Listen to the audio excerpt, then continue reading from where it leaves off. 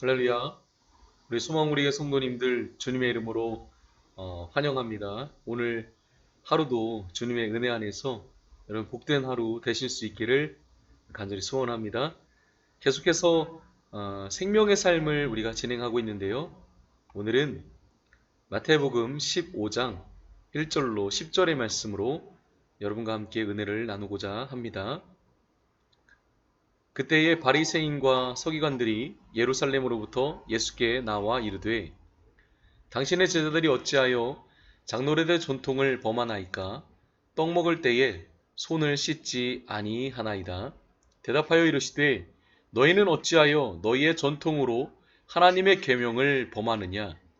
하나님이 이르셨으되 내 부모를 공경하라 하시고 또 아버지나 어머니를 비방하는 자는 반드시 죽임을 당하리라 하셨거늘 너희는 이르되 누구든지 아버지에게나 어머니에게 말하기를 내가 드려 유익하게 할 것이 하나님께 드림이 되었다고 하기만 하면 그 부모를 공경할 것이 없다 하여 너희의 전통으로 하나님의 말씀을 폐하는도다.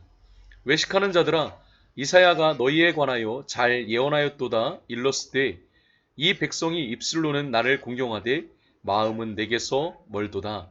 사람의 계명으로 교훈을 삼아 가르치니 나를 헛되이 경배하는도다 하였느니라 하시고 무리를 불러 이르시되 듣고 깨달으라.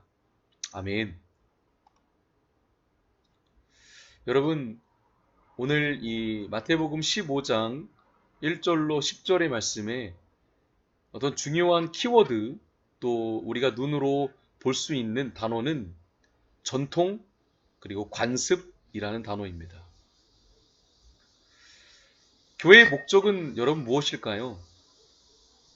제가 생각하는 교회의 목적은 하나님을 경배하고 또 하나님을 찬양하고 기도하며 내 이웃을 내 몸과 같이 사랑하라는 주님의 명령을 실천하는 것. 이게 교회의 존재 목적이라고 저 나름대로는 생각합니다. 또 무엇입니까? 교회는 열심히 전도하고 봉사하고 그리고 그리스도의 몸된 공동체로서 존재하는 것.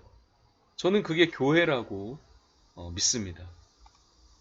그런데 교회가 이런 일에 대한 관심은 없고 불필요한 일들에만 신경을 쓴다면 우리 하나님이 얼마나 슬퍼하실까 이런 생각을 해보게 됩니다. 과거에도 종교개혁이 일어났을 때 마르틴 루터와 깔뱅이 이렇게 중심이 되어 종교개혁이 일어났을 때 사실 그 배경은 카톨릭이 성 베드로 성당을 짓기 위하여 면죄부를 판매하지 않았습니까? 돈을 받고 죄를 사해주는 그게 면죄부인데 이렇듯 교회가 본질보다도 어떤 제도와 형식과 외식에만 관심을 갖게 됨으로 인하여 종교개혁이 일어나게 된 것입니다. 결국 비극적인 역사를 맞이하고 말았죠. 자, 오늘 말씀을 보니까 바리새인과 서기관들이 예수님께 찾아와서 예수님의 제자들이 음식 먹기 전에 전통과 관례대로 손을 씻지 않았다 하여 항의를 하고 있는 모습을 볼 수 있습니다. 물론 이 문제는 굉장히 중요하다고 생각이 들어요. 왜냐하면 바리새인과 서기관들은 성경의 어떤 능통한 자들이지 않습니까? 그렇기 때문에 구약에서는 청결의 문제가 구원의 문제와 상관이 있었기 때문에 항의를 한 것입니다. 그래서 먹을 것과 먹지 말을 것, 볼 것과 볼지 말 것, 그리고 할 것과 하지 말 것들이 성경에는 구분이 되어 있었습니다. 그러한 것들이 그들에게 있어서 하나님을 섬기고 구원받는데 그들은 굉장히 중요하다고 생각을 했던 것입니다. 여러분 사람마다 틀, 그리고 생각, 경험 이런 것들이 있죠. 교회도 그 교회의 전통과 관습이라는 것이 있습니다. 저희 소망우리 교회에도 나름대로의 어떤 전통과 관습 분위기가 있지 않습니까? 이런 것들을 바꾸는 것이 참 어려운 것 같아요. 그런데 여러분, 사실은 그게 별로 중요한 것들이 아닙니다. 그러나 전통적으로 또 관습적으로 그러한 것들을 해왔다는 그런 이유 때문에 어쩌면 이것에서 벗어나는 그런 문제들이 마치 큰 죄를 짓는 것처럼 불편해지고 두려워지는 것입니다. 생각해 보세요. 손을 씻는 문제가, 안 씻었다는 그 문제가 그렇게 큰 문제입니까? 왜 손을 씻지 않는가 하는 것은 별로 중요한 일이 아닌 것입니다. 바리새인과 서기관들이 하나님의 말씀을 잘 해석하고 지키기 위해서 그들 나름대로 제도를 만들었고 전통을 세운 것입니다. 그런데 그 해석한 그 내용들이 나중에는 하나님의 말씀, 즉 본질보다 더 중요하게 여겨지게 된 것입니다.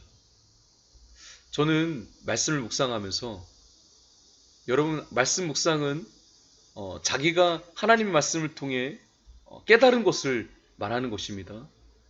저도 이 본문을 읽으면서 저 나름대로 하나님께서 깨닫게 하시는 은혜들이 있었어요. 말씀을 묵상하면서 제도와 전통은 참 중요하지만 그것이 본질보다 더 중요하게 여겨지면 안 되겠다라는 그런 생각을 하게 되었습니다. 각 교단별로 교회들이 있지 않습니까? 제가 속한 교회, 또 저희 교회가 속한 교회는 성결교단에 속속된 교회입니다. 또 주변에 장로교회, 순복음교회, 침례교회 등등이 있잖아요. 자, 그러나 여러분, 교단은 중요하지 않습니다. 인간이 만든 틀, 제도, 이념, 또 생각의 차이일 뿐이기 때문입니다. 저는 성결교회의 목회자임이 참 자랑스럽습니다. 그러나 저희 교회의 성도들을 성결교인으로만 만들고 싶진 않습니다. 저희 교회의 목표는 각 사람을 그리스도의 제자, 그리스도의 사람으로 세우는 것이 목표입니다. 여러분, 이게 본질 아닐까요? 교단 참 중요하죠. 그러나 교단이 하나님이 될 수는 없습니다. 교리가 참 중요하죠. 그러나 교리로 사람을 묶어버리는 건 좋은 일이 아닐 것입니다. 여러분, 본질에서 벗어나 제도와 전통을 추구하는 바리새인과 서기관들을 향해 예수님은 뭐라고 말씀하셨나요? 외식하는 자들이라고 말씀하셨어요. 마태복음 15장의 오늘 이 본문의 말씀에는 외식하는 자를 이렇게 정의 내리고 있습니다. 우리 7절로 9절의 말씀을 한번 천천히 읽어볼까요?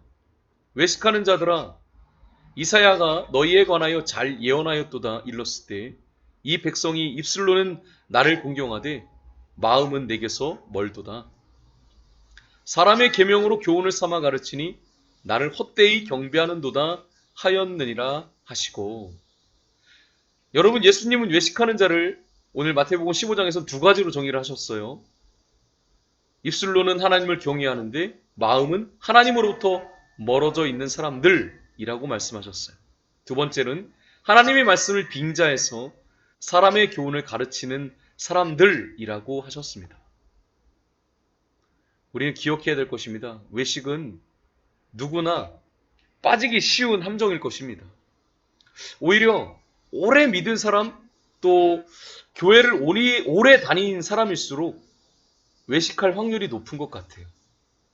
여러분, 우리가 모르는 사이에 전통과 관습, 또 어떤 권위주의와 기득권, 이런 것들에 빠질 수 있다는 것을 기억해야 할 것입니다. 여러분, 이렇게 외식에 빠지지 않으면 우리는 어떻게 해야 될까요? 제가 오늘 말씀을 묵상하면서 큰 은혜를 받았는데 하나님의 말씀으로 돌아가야 되겠구나 하는 것을 깨닫습니다. 전통과 제도와 습관 등 모든 것을 다 내려놓고 정말 어린아이와 같이 순수하게 하나님의 말씀 앞에 다시 서야 되겠구나 하는 것을 다시 한번 결심합니다.